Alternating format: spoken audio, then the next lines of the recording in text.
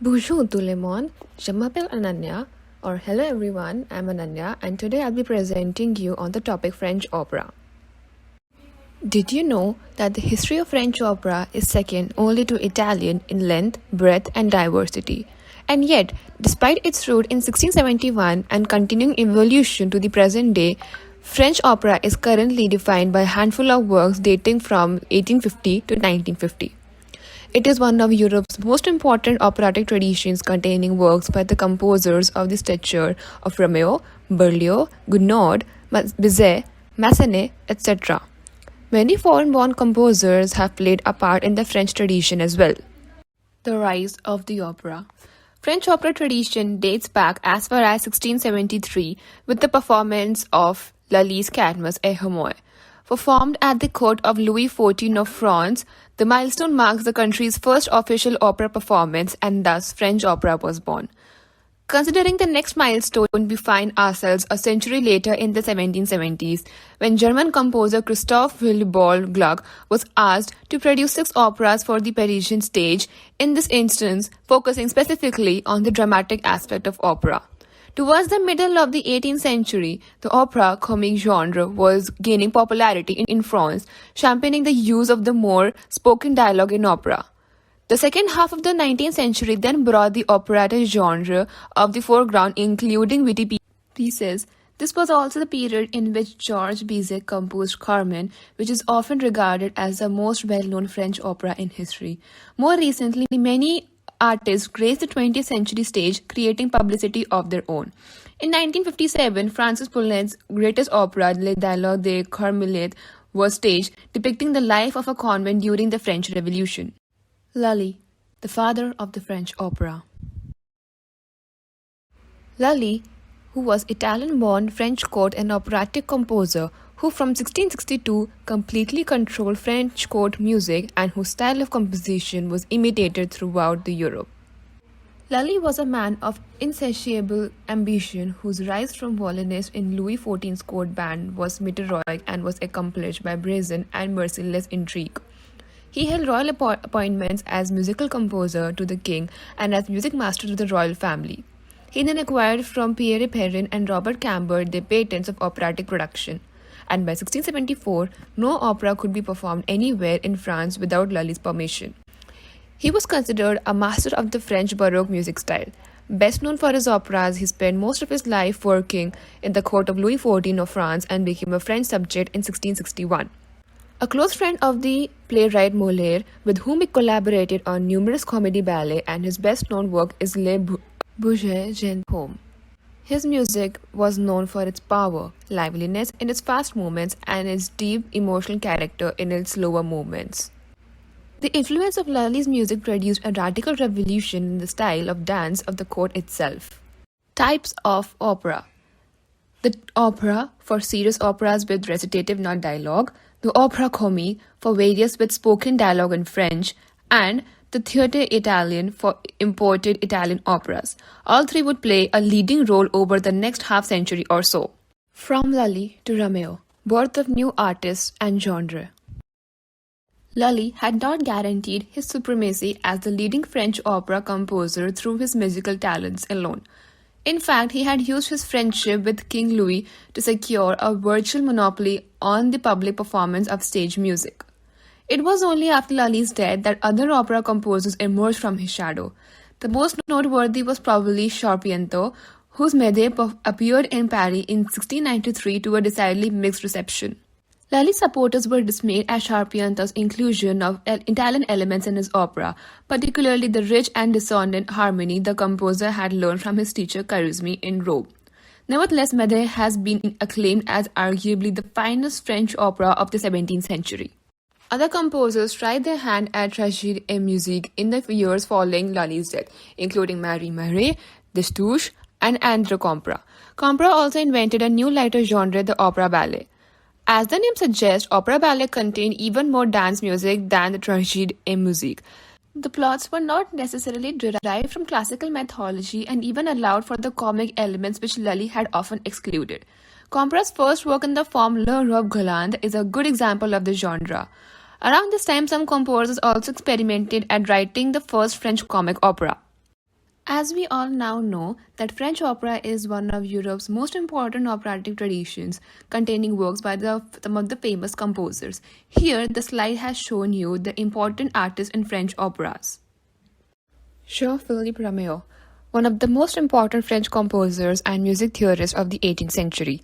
He replaced Lali as the dominant composer of French opera and is also considered the leading French composer of his time. It was not until the 1720s that he won fame as a major theorist of the music with his treatise on harmony, which was released in 1722. His debut, Hippolyte et Aricie, caused a great stir and was fiercely attacked by the supporters of Lali's style of music for its revolutionary use of harmony. Some of his famous and important works include The Enchanted Island, Nez, The Fire, etc. Hector Berlioz. He was a French romantic composer and a conductor. He studied guitar in his early years and later studied music. His first great score was the stormy Symphonie Fantastique, which became a landmark of the Romantic era. Impulsive and passionate, he was a contentious critic. Though he was the most compelling French musical figure of his time, his compositional style kept almost all his music out of the repertory until the mid-20th century. Berlioz completed 3 operas, the first of which was an outright failure. The second was so large in scale that it was never staged in its entirety during his lifetime. The last opera that he wrote, based on Shakespeare's comedy Much Ado About Nothing, was a success at its premiere but did not enter regular operatic repertoire. He also made significant contributions to the modern orchestra with his treatise on instrumentation. Charles Gounod. He was a French composer noted particularly for his operas, of which the most famous is Four. He studied music at the Paris Conservatory and in Rome. He also studied for priesthood and worked as an organist, and he remained torn between the theatre and the church. His reputation largely rests on his usually popular opera Four, which was released in 1859. His other 15 operas include Romeo Juliet, The Mock Doctor, The Mireille, etc.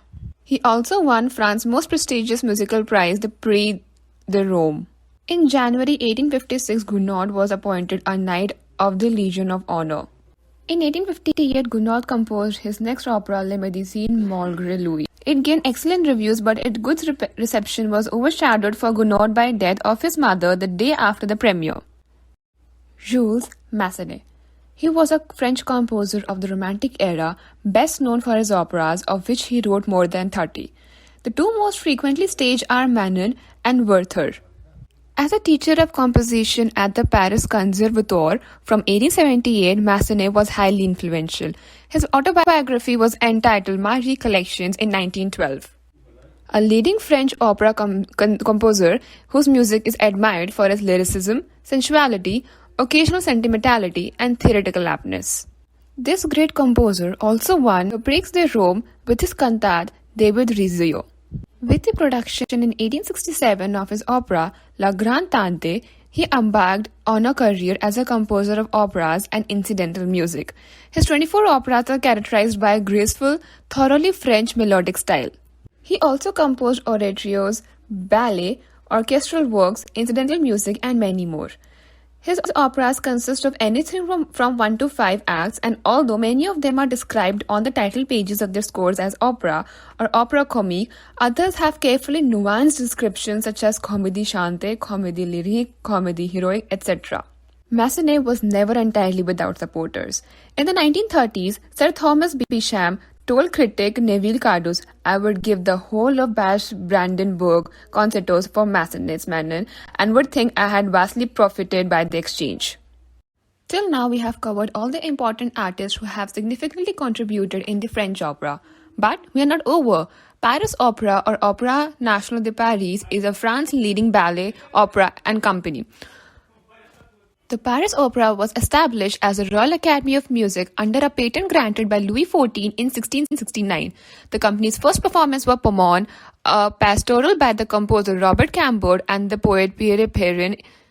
In 1672, the Royal Academy of Dance was amalgamated with the Royal Academy of Music. In fact, the classical ballet as we know it today was born and nourished within the walls of the Opéra National de Paris, known as Paris Opera Ballet. Still today, the Paris Opera Ballet is an integral part of the Opéra National de Paris. The Opéra National de Paris primarily produces its shows at the Opéra Bastille since 1989, while ballet and other classic operas are performed at the Palais Garnier since 1875. There is also a 500-seat amphitheatre under the Opera Bastille in which smaller-scale pieces are frequently performed.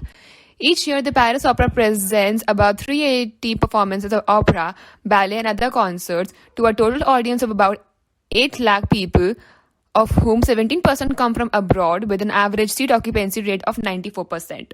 Let us take a tour of Paris Opera.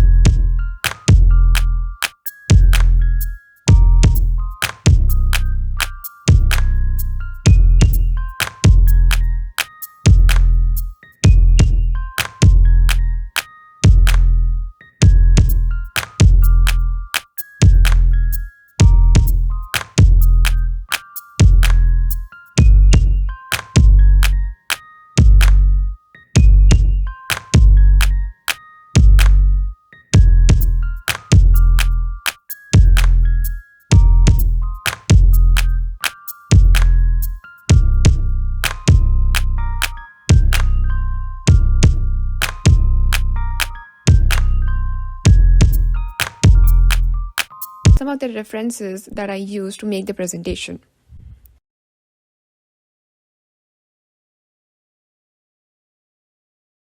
Merci, au revoir.